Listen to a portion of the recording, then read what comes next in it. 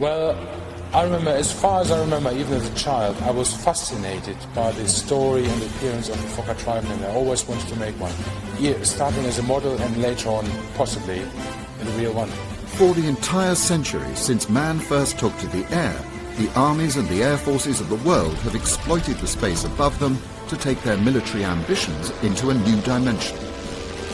However, when the guns have fallen silent, the engineering and craftsmanship, the skills and knowledge poured into developing these incredible fighting aircraft are frequently cast aside and lost to history. But now we can take you behind locked hangar doors into the secretive world of both the dedicated enthusiasts and big-budget professionals who are spending millions of pounds and thousands of man-hours bringing them back to life. We'll follow 6 forgotten aircraft from rusting wrecks to living, breathing memorials to those who fought and died for their country. These immaculate rebuilds are often against all odds in an impenetrable world of rare finds, intrigue and ingenuity. The research and return to flight of these important aircraft mean these are far from just restorations. These are plane resurrections.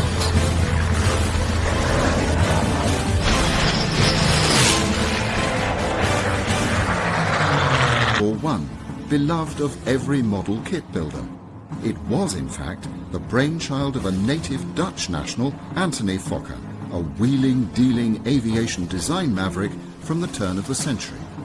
We're considering the Fokker DR-1, a little aeroplane made big by the legend of one man, the Red Baron. But putting the Fokker triplane into context, Germany made upwards of 45,000 aircraft during World War I, and less than 1%, 320 of them, were the Fokker triplanes. But the aircraft has become legendary. But the idea for the Fokker actually came from a British aircraft, the Sopwith triplane, the Tripound. And when the Germans encountered this nimble little aircraft in combat, they were very impressed at its rate of climb. And immediately they insisted on a triplane of their own. So they approached Anthony Fokker, and Reinhold Platz's designer came up with the Fokker triplane. 3 wings, or arguably 4 if you count the little aerofoil beneath the undercarriage. And this aircraft, when it entered service, really took on superior aircraft flown by the French and by the British and their allies, and it had a contribution to aviation history that is significant. As work began on the plane, Peter quickly found out that this was no one-man project. He'd need help and advice from a select group of aircraft builders. Before any work could commence, Peter had to construct the most basic of structures, the fuselage. This meant cutting and trimming meters of aircraft-quality steel tubing, fabricating complex joints and brackets, then having the whole collection of parts welded together by a certified aircraft professional. The fuselage is a steel frame structure, a lot of welds.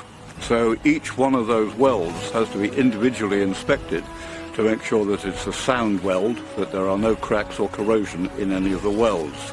What we try and avoid is people killing themselves. And so it's very important that an aircraft has been thoroughly inspected during the build process to make sure that the right materials have been used, that it's been assembled correctly, and that at the end of the day, the aircraft stands a good chance of actually flying. In this particular case, some of the work done on the back of the airplane was done by a specialist welding firm, and when we measured the rudder, we found that it was 2 inches smaller than it should be. So that had to be corrected, which it was, but it's an example of why it's important to check the actual finished aircraft against the drawings to make sure it conforms.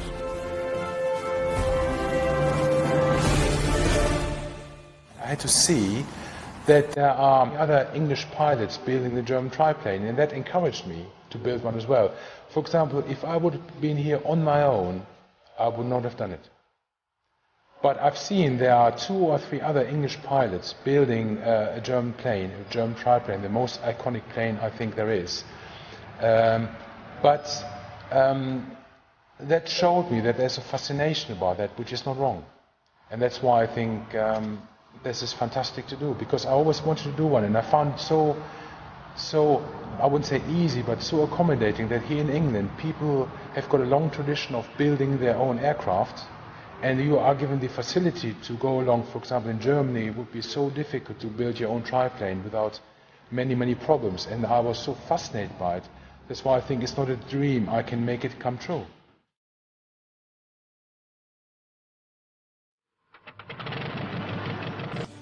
Anthony Fokker was a brilliant engineer, but also a good manager of engineers, and he created the Fokker company, and perhaps to the everlasting regret of the British, he had approached the British. We were not interested, and so therefore he went to the Germans.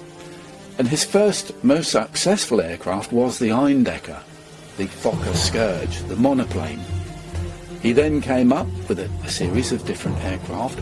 We have the Fokker DR-1, which was the triplane, but he then went on to produce perhaps the most effective and best aircraft, argued by some historians, of the First World War, the Fokker D-7.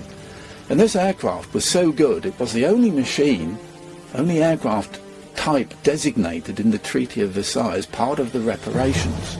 Now, Anthony Fokker was a bit of a cunning lad, because with a touch of bribery, it is said, he managed to scoop out of Germany into neutral Holland at the end of the war several railway loads of his Fokker D-7 and engines to help re-establish the Fokker dynasty. And the aircraft then went on through subsequent generations. And still, today, there are airlines flying Fokker aircraft and airlines. The sad thing about it is that aircraft production did finish, and the Fokker Aeroplane Company went. The hand-drawn plans for Peter's aircraft are faithfully copied from the original Dreidecker, but this is no factory-made look-alike. So Peter and his team of helpers were starting and learning from scratch, just like the original builders a century ago. If you decide to build it, you have to first get plans. And the most famous person who drew nice plans up or drawings is Ron Sands from America, who's not with us anymore, but his son, Ron Sands is also his name. He sells them. So what you do, you actually contact America and buy the plans. You have to sign that you're not going to build more than one. That's an American legal issue. But then you buy these plans, and they're really good. They're really big drawings of A1 size, or A0 even, of about 20-25, and they're very detailed, and they give you good ideas and tell you exactly how to build a plane, what you need. I mean, they're also, of course, in American. That's why they're quite good, just to they measure in inches, which is then easy to use here in England. And these plans are fantastic. I mean, I've got certain skills, as you know. You just do certain things like at home, refurbishing, but I always was quite keen just to do some work with my hands, with my casting, for example. And then you just have to learn how to, what you have to do just to build the wings. You have to cut them, you have to shape them, and then you ask people, can you show me how to do this, or you just read about it, and suddenly you get all these skills you just didn't have before. And of course with my surgical skills I've got as well, that helps a great amount. So, and then suddenly you just develop all these skills, and you can just build your own planes. This is the wing I've just completed, the middle wing. You can see it's all the wood structures here, and the middle part, the most important part, is the spar. And there's a picture when Tony Fokker had all these people standing on the spar to show how strong it is. So the spar goes all the way from one end to the next, so it's not interrupted. The spar is thicker in the middle because it needs to carry more weight, and the more it gets to the end, the thinner it is. So you can see all these structures are basically attached to the spar. Every rib, for example, is then put in one by one along the spar and then fixed in a certain position. What you also can see, the leading edge here is where the wing meets the wing.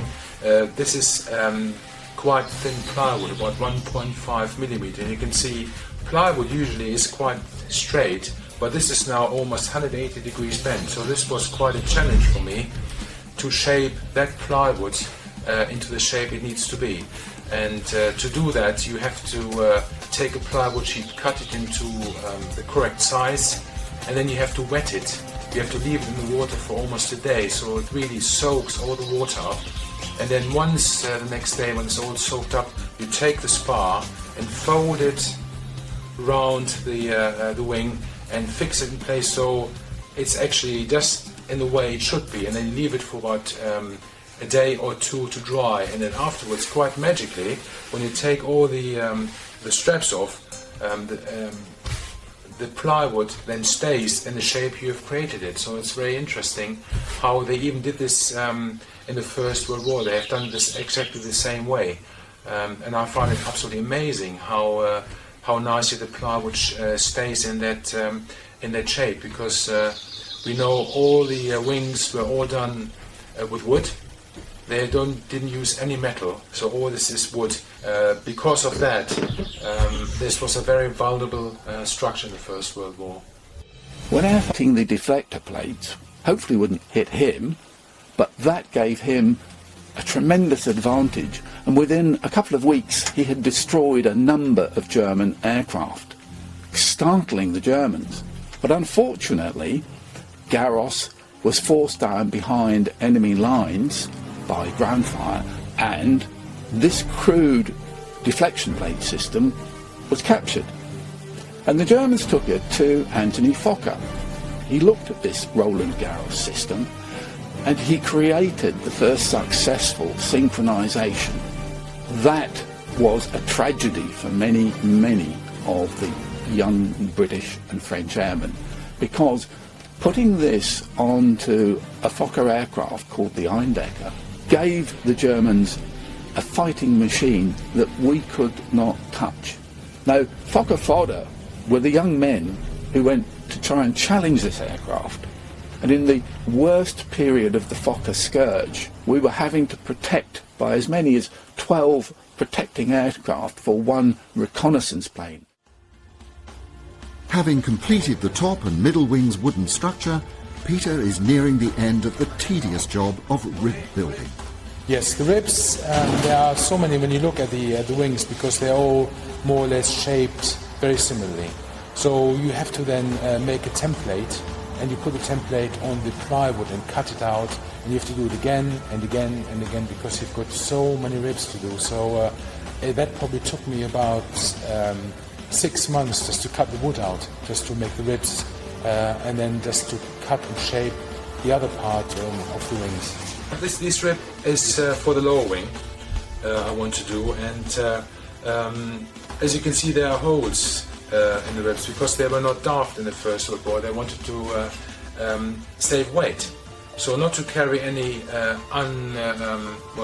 not any weight you don't really need. They cut holes out to preserve weight, but the holes they do not make the wings any weaker. So I think it's a very clever construction. Well, you do enjoy it. There are episodes when you've got so much work and you think, oh gosh, another rib, another 30 ribs to do, another cut here. But I think overall, the more and more you do, you really start to enjoy it. It's just because you can't really switch off. When you do these things, you always have to remember, for example, when I work and I come home at 6 o'clock, 6:30, I think, oh, what about the wings? What about this part? What about that part? So you go back in the garage and do things. You always have to think about this. You have to plan ahead. If you don't, you will never finish it. After test fitting, the top wing must be removed and fabric covered, bringing it up to full strength to finish the aircraft. Peter's team gently lift the wing assembly, a task they've completed numerous times.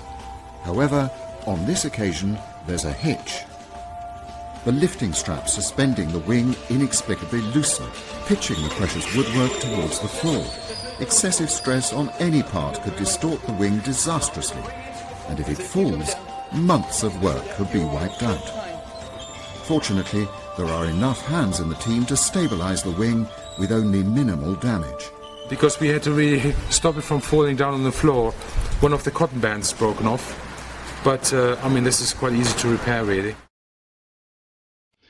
So, we need to do some rib stitching. Because of my surgical techniques and things I learned being a surgeon, they can come in very handy when it comes to tying knots or using instruments tying knots. And I've got here, you can probably see it, this is a surgical needle holder, which is used just to be held like this. A needle goes in there, and you use the forceps on the other side. And in the surgical world, you, for example, would hold a needle holder not like this. You learn as a surgeon to start with. You hold it in your ring finger, because when you work like this, you've got always your other 3 fingers to work with. So the surgical technique, which is very handy. So I do the same, of course, with the rib stitching, but in this case I don't have to be very fast. I can just do it very slowly, and I've got time to do that. So I start on the bottom. Talking about the DR-1 and building it, Peter's building one. Fokker, as part of the German manufacturing industry, contributed to the output of some 45,000 plus aircraft made by Germany in World War I. And the Fokker DR-1 was a small portion of that. It numbered 320 aircraft. So it went into production, but for a fairly short period of time. The first ones suffered from structural failure because the top main plane failed. It was then discovered that the adhesive was not good enough, that the linen was not good enough, because a linen will allow ultraviolet rays through, and that's one of the most deadly things for a fabric aircraft. And you can then get mould, you can get saturation, you can get deterioration in the wing structure, and then hence structural failure. All of this has to be considered by somebody rebuilding an aircraft. Well, there are more modern materials that work more effectively. They do the same job, but with modern dopes, they will keep out the ultraviolet rays, they will keep out the moisture. But back in those days, what you needed was good Irish linen. Yes, of course, you said Irish linen. There was Irish linen what they've used in those days. You can, of course, use Irish linen, but I'm not sure whether that would be very safe. Now we've got other material like Cessonite, for example, which many of the other aircraft are covered with, some of the Tiger one. But there's a very good product I'm using now is Oratex. Oratex is from Germany as well. It's been around for quite a few years now, and it's actually approved by the CAA and the NAA that you can use it to build certain aircraft. So it's very strong. I actually find it, once you use it and you just learn how to use it, it's extremely good to put on and to work with. We've just done rib stitching on the ribs, so now we have to cover the ribs when it's the stitching the cotton thread with pink tape to protect it from stress on the outside. So all I do, I just put the baking paper to protect it over it, and just and put my iron on it to attach the Oratex on the rib, and also with heat and with pressure. With 2 things, you just allow the adhesive to set. And again, it's quite nice how nicely the Oratex move in the heat. And wrinkles you create, you think, oh, I never get rid of that wrinkle there. But when you apply heat for long enough without burning it, it's going to look very nice. Here we have a Tiger mock wing, very similar construction to the Fokker triplane. The basic fabric, Irish linen, had so many problems that the industry has developed over the last 50 years, man-made fabrics, and today the integrity of the material is beyond doubt. But I'll show you now, this is Irish linen. And the problem with Irish linen was that initially, you put it on the structure, it would sag. So there was an introduction of a variety of dopes that tautened the material. And that gave it a measure of protection. But unfortunately, never protects it against UV. So there was always an element of deterioration. That is the downfall of Irish linen. Today we have a material, entirely different structure, different technique of application to the wing. This is superseded on and ironed, and the tautening is done by heat. So this is the last wing I have to do. I've done all the other ones. I've done the top one and the lower wing. So this is the middle wing, and I'm now almost at the end of it. So what you can see here, this is how the wing should look like. It's nice and smooth. So this is the what the Oratex looks like originally. You can see I've also done the red stitching. They just, of course, go all the way to the other side and back. And eventually, when this is all nice and smooth, we're going to have a pink tape, as you can see over there, and on the other side. So that's now going to start the heat gun on. So we'll start over here. Up looking to light and with the try the heat gun. Now use the promoter to see where the compass is.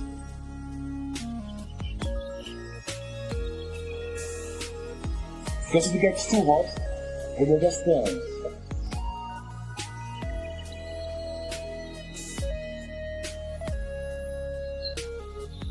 You can see now it starts to get smooth. In the Great War, sections of wing covered in cloth and tightened with cellulose dopes often tore in flight and detached, spinning the aircraft out of control. Little did the builders know that the ultraviolet rays of sunlight were hardening and cracking the cloth wing coverings. Peter's modern materials avoid this, but for safety, the material that provides lift must be perfectly smooth. One slip with a heat gun and you'd have to replace a large section, and a rushed job may not become apparent until the test flight, with disastrous results. Structural failure wasn't the only hazard for the original pilots, though.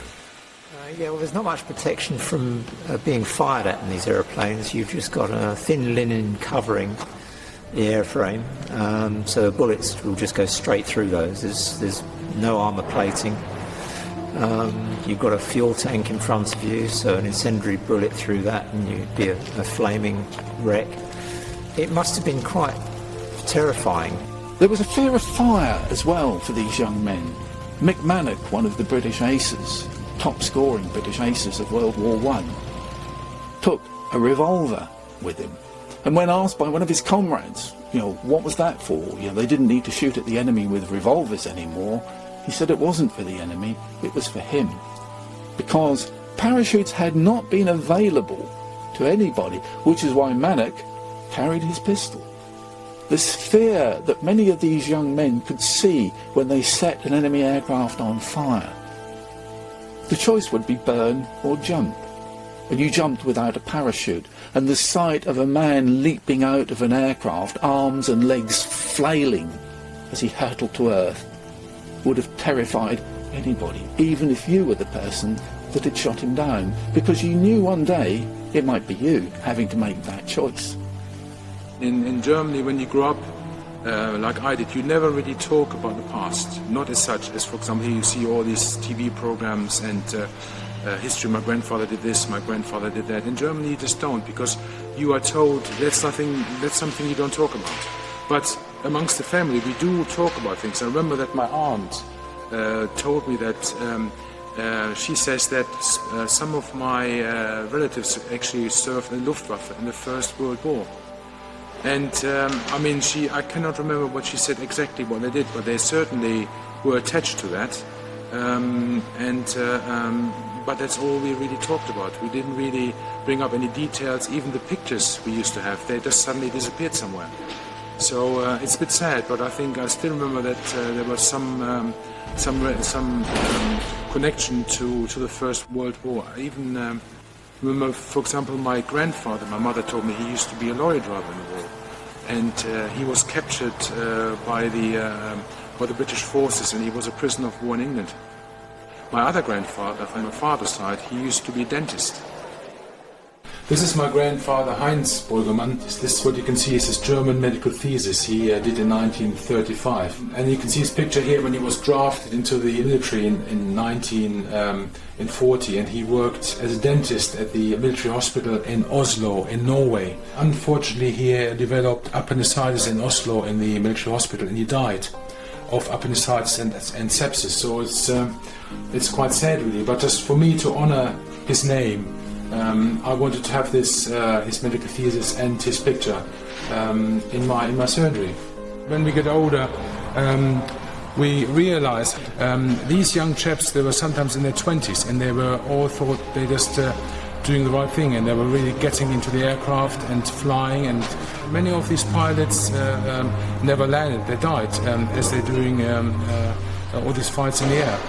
So that's what we remember, all the past, and people actually served their country, whichever the country they served, and they died, and that's really sad in a way.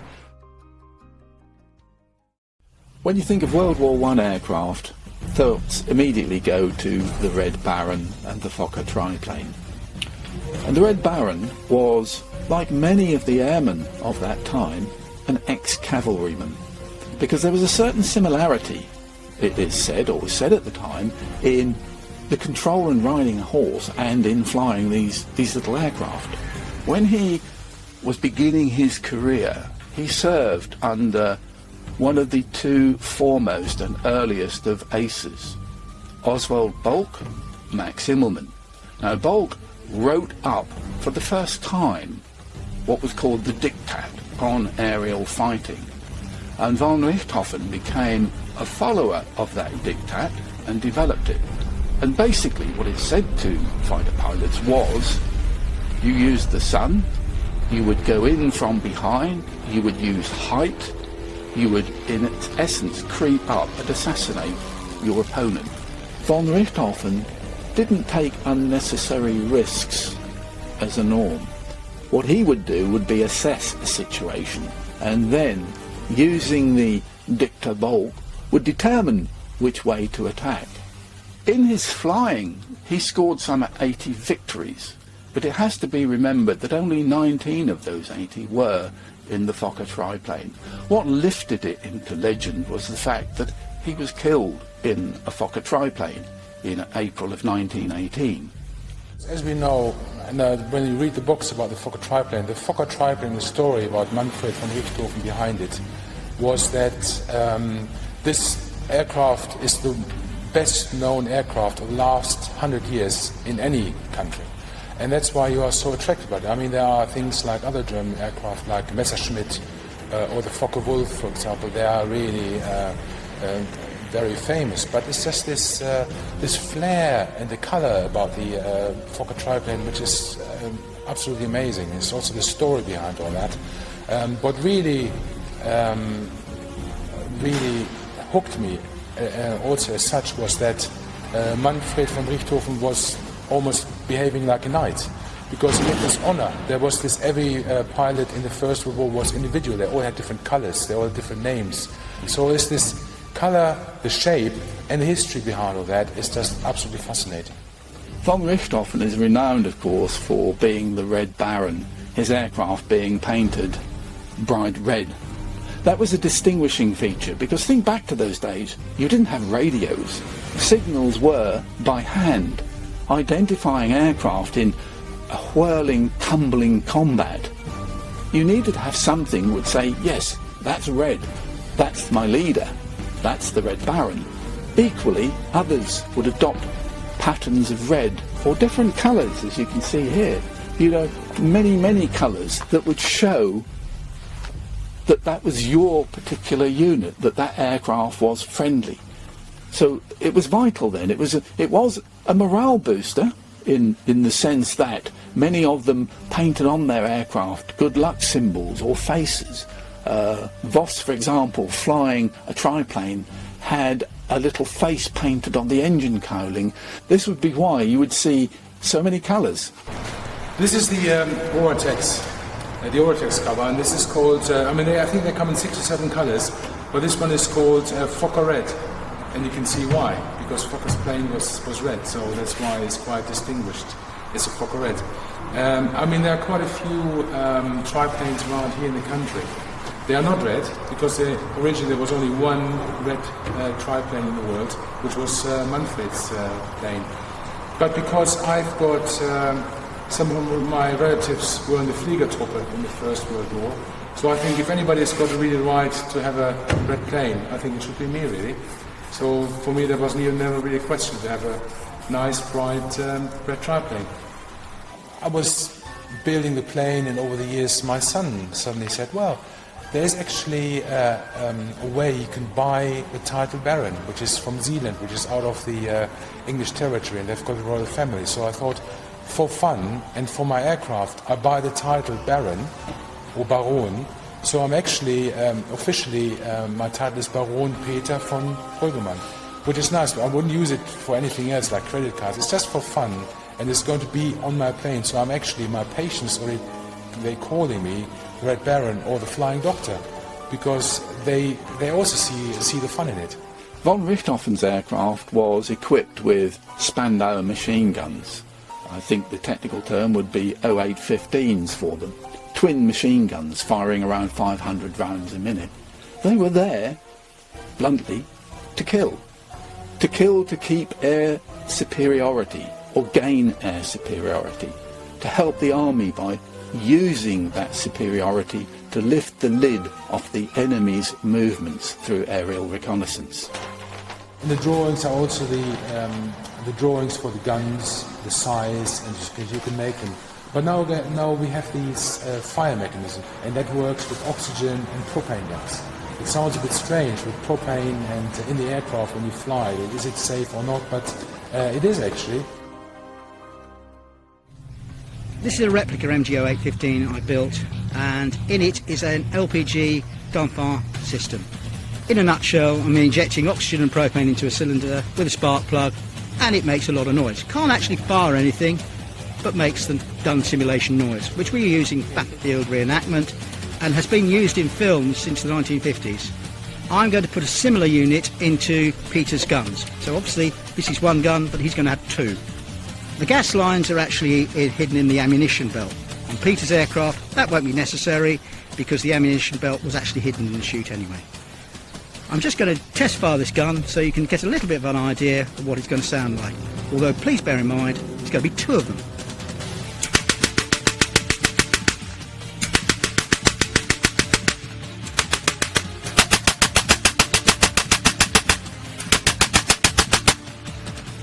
They're quite often called Spandaus, mainly by the British, because the Spandau arsenal produced the vast majority of them, and they had engraved Spandau on the top. The MG0815 is the infantry version of this weapon. The version that is going into Peter's aircraft is an LMG MG0815, because it's a lightweight version. The jacket you see in front of you on this version is filled with water. Obviously you don't want that in an aeroplane because of the weight. So what they did, they perforated the jacket, so it didn't have any water in it, and relied solely on the air to keep them cool. These were used by the German stormtroopers to assault British trenches. The British version, if you like, of this is the Lewis gun, a much better gun in a lot of respects. About the same weight, but it wasn't belt fed, it was magazine fed. It's actually an air-cooled weapon. People see this jacket and assume it's full of water. It isn't. It's actually designed to suck air down from the barrel blast to cool it. That was the theory. Actually, it didn't work. In the Second World War, they discovered if you got rid of all this, it fired just as happily without it. So the poor old British Tobby was wandering around with about 4.5 extra pounds of weight for no reason. If you were in a trench in about 1915, it's very possible you would have actually been strafed by an aircraft. Obviously you would want to hit back. So they actually made improvised mounts for machine guns like this. The aircraft, of course, is fabric, so you can shoot as many holes in fabric as you like to a certain extent, and it won't knock the aircraft down. So you've got to get the vital bits, the pilot and the engine. I would like to use the original engine. A rotary engine would have been nice as they used to in those days, but they're so difficult to get. So in the end I decided I quite like a really safe engine. If I fly, maybe in the future I will fly to Germany, I really do want a safe engine. So in the end I bought a new engine, which is basically a Superior 360, which is more or less a clone of the Lycoming 460. It's a brand new engine, it's very reliable, and I'm really happy with it. So Peter's desire for originality couldn't extend to the engine, but he still wanted the look of the original, with its rotary cylinders exposed to the wind. The weight and balance penalty of metal copies was too great, So he turned to a distinctly modern solution, taking the original pattern to a specialist who digitally scanned and then 3D printed replicas in a lightweight plastic. These are the cylinders S-Scan have created, and which then of course go under the engine part, like them, for example, like that, just like this. But because of the cowling, you can only see 3 of my cylinders coming out like that. But that is so much lighter, they don't weigh anything at all. But the finish is absolutely perfect. You can't even see there's a line in the middle. So these cylinders look absolutely like they used to in the First World War. When these aeroplanes were flying in their heyday during the First World War, everything was much more of an experiment then. You know, the aerodynamics then were sort of in their infancy. So basically learned by trial and error. Sometimes they came up with a good aeroplane. This is one of them, and sometimes they didn't. You know. But this is real hands-on flying with the Fokker triplane. You know, it's you let go of the stick and you're going where the aeroplane wants to go, not where you want to go. It's quite an unstable aeroplane actually, so you've got to fly it the whole time. It's extremely manoeuvrable. It's a little bit heavy in aileron. Just the 2 ailerons on the top wing, very large ailerons as well, so there's a lot of adverse yaw, which again, you know, makes you work with the rudder. The elevator's quite sensitive, but not overly so. That's probably one of the best harmonised controls on the aeroplane, the elevator.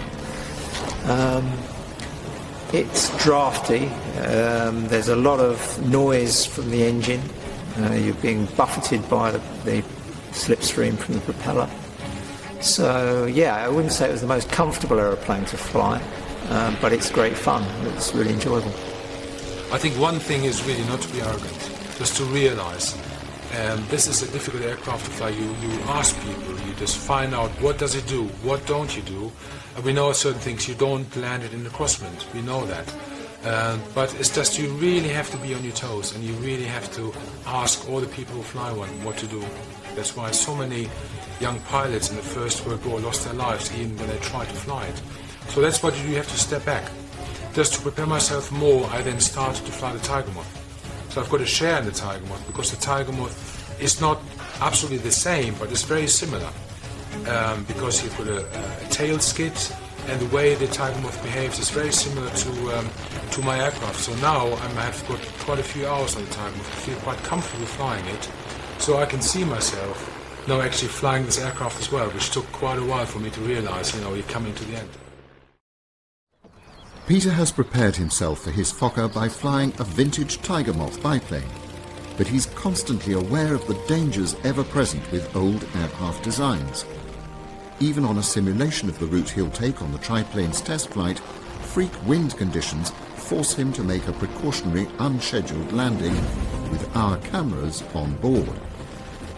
Neither aircraft nor crew are damaged, but only Peter's experience and skill stood between a safe return and the kind of non-combat accident that claimed the lives of so many flyers a century ago. That was really bumpy. It was. On a damp, overcast day, the final assembly of Peter's aircraft begins. The convoy is beset by frustration as a thunderstorm delays the departure of the first 2 wings. The larger and more complex third wing will follow later in the day, if the weather holds. The triplane's wings are relatively robust when fitted to the airframe, but during ground transportation, the fragile fabric and thin wood can be easily damaged.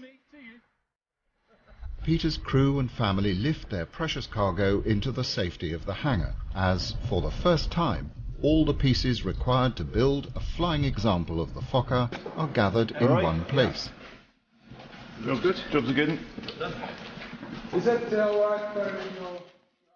Peter's rebuild is slowly progressing, and he's received his handcrafted propeller, which can be offered up to the test article engine. Well, this propeller is made by Hercules. The company is called Hercules, and they have already made a few propellers for the Fokker triplane.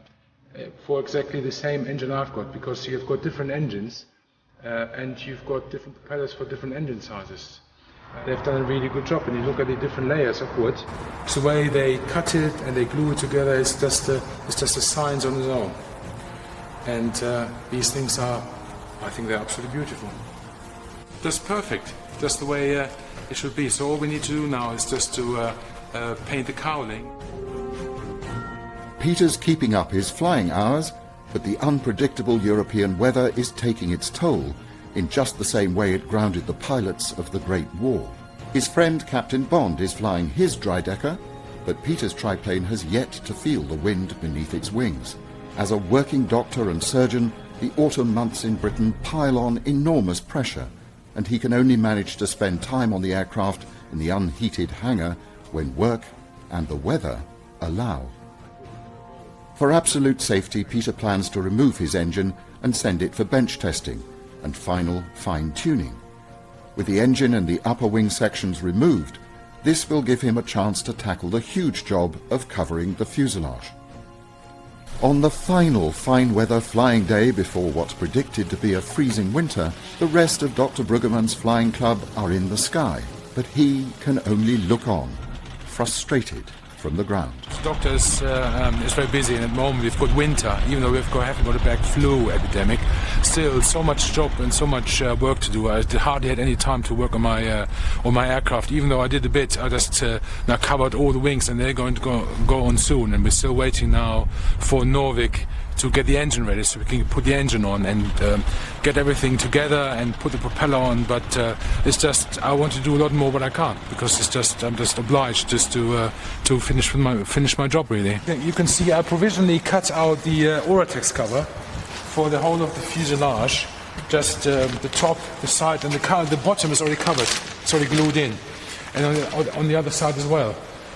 Well, it's going on for so many years now. You just you take it step by step, but I can see the end now. I sometimes sit in my seat there, and sit in front of my guns, and I know it's going to be nice one day, and it's not going to be much longer now. In my mind, already were planned to fly to Germany in September, and I don't know, it's just my imagination, but that would be a fantastic place to fly and show a Fokker triplane.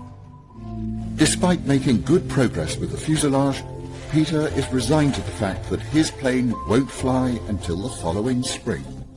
But that doesn't mean there won't be a triplane in the sky. Peter Bond is flying a sortie in his Fokker from a nearby airfield, and at the very least, Peter Bruggemann is going to get a personal preview of what he can expect.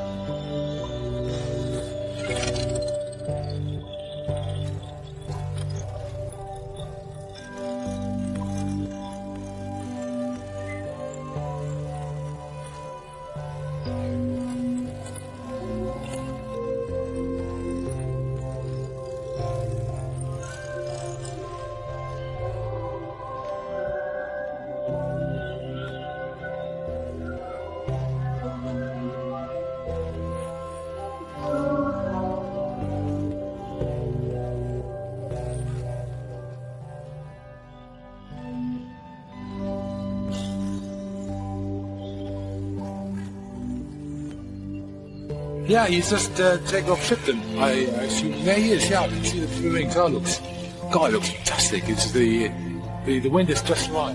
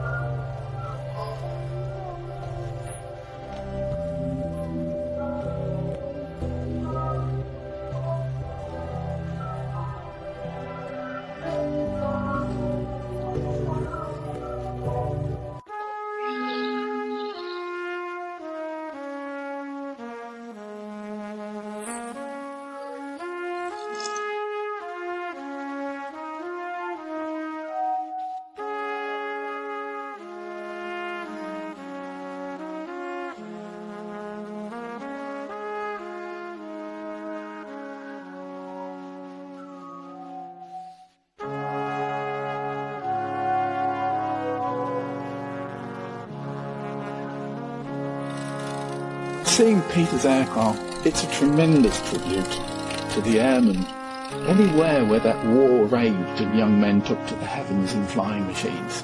And this resurrection of the Fokker triplane brings it to life. It helps us remember the heroism and the courage, and there was no monopoly on courage on any side. And this aircraft will perform a duty there that touches on Peter's background, his family, a tribute to his family and to the many others, but a wide tribute to many, many airmen that fought so gallantly in the skies.